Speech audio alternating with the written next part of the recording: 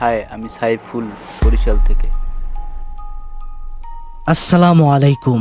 মানুষের মধ্যে যেমন ভালো মন্দ রয়েছে, তেমন জিনদের মধ্যেও রয়েছে অনেক মন্দ জিন।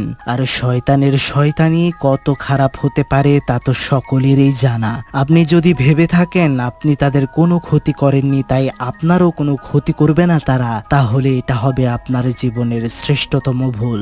আজকে আপনাদেরকে নিয়ে যাব তাইওয়ানের একটি গভীর জঙ্গলে, যেখানে একবার গেলে কখনোই ফিরে আসা সম্ভব না। যারা সেখানে গিয়েছিল তারা এক একজন পরিণত হয়েছিল এক একটি গাছে, আর যারা কোনো রকমে সেখান থেকে বেঁচে ফিরেও ছিল তারা প্রভাবিত হয়েছিল সেই জঙ্গলের ভয়ঙ্কর এক অশরীরীর ছায়ায়। এটা এমন এক শয়তান যে মানুষকে হ্যালুসিনেট করিয়ে যা ইচ্ছা তাই করায়। আর সেই শয়তানটাই যখন চলে আসে জঙ্গল থেকে শহরে, তখন পরিস্থিতি হয়ে ওঠে আরো ভয়ানক।